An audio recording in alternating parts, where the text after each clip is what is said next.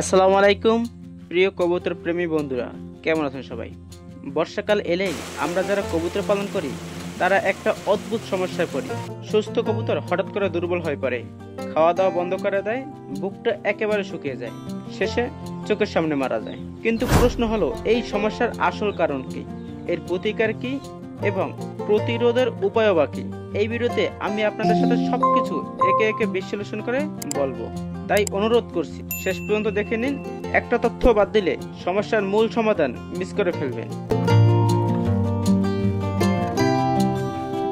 প্রথমে কবুতর কিছুটা চুপচাপ হয়ে যায়, পরে খাওয়া দাওয়া একেবারে কমে যায় বা বন্ধ হয়ে যায়, বুকের হাড্ডি স্পষ্ট হয়ে যায়, যাকে অনেকে বলেন বুক শুকানো।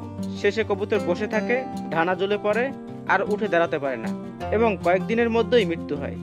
এই অভিজ্ঞতা আমার নিজের খামারেও হয়েছে, আর বর্ষাকালে এটা বেশি দেখা যায়। এই রোগ কয়েকটি কারণে হতে পারে, যেমন ঠান্ডাজনিত সমস্যা, ব্যাকটেরিয়া সংক্রমণ, পেটের কীট বা কৃমি এবং ভিটামিন ও মিনারেলের ঘাটতি। বর্ষায় খামার ভিজে যায়, হিমেল বাতাসে কবুতরের শরীরে ঠান্ডা জমে, বর্ষার পানির মাধ্যমে কবুতরের শরীরে স্যালমোনেলা, ইকোলি বা অন্যান্য ব্যাকটেরিয়া ঢুকে পড়ে। এর ফলে ডায়রিয়া, ক্ষুধামন্দা ও দুর্বলতা দেখা দেয়। বর্ষাকালে আর্দ্র পরিবেশে কীট বা কৃমির বিস্তার হয়, এতে কবুতরের খাদ্য হজম হয় না এবং পর্যাপ্ত ভিটামিন না পেলে কবুতরের রোগ প্রতিরোধ ক্ষমতা একেবারে কমে যায়।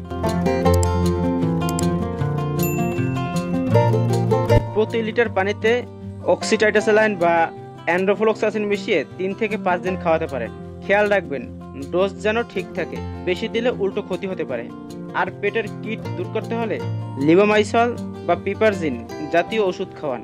বর্ষা শুরুর আগেই একটা কোর্স করিয়ে নিতে পারেন এবং ভিটামিন ও মিনারেলের ঘাটতির জন্য প্রতি লিটার পানিতে electrolyte powder plus B complex calcium মিশিয়ে 5 থেকে 7 দিন খাওয়ান। সব সময় বিশুদ্ধ পানি ব্যবহার করুন, খামার জুড়ে যেন কোথাও জমে থাকা পচা পানি না থাকে।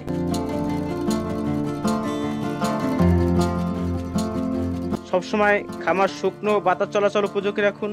খাবার ও পানি সবসময় পরিষ্কার পরিচ্ছন্ন রাখুন। বর্ষার শুরুতেই প্রিভেন্টিভ ট্রিটমেন্ট দিন। নতুন কবুতর আনলে কোয়ারেন্টাইনে রাখুন অন্তত 7 দিন। ওষুধ ব্যবহারে পোল্ট্রি এক্সপার্ট বা পশু চিকিৎসকের পরামর্শ নিন।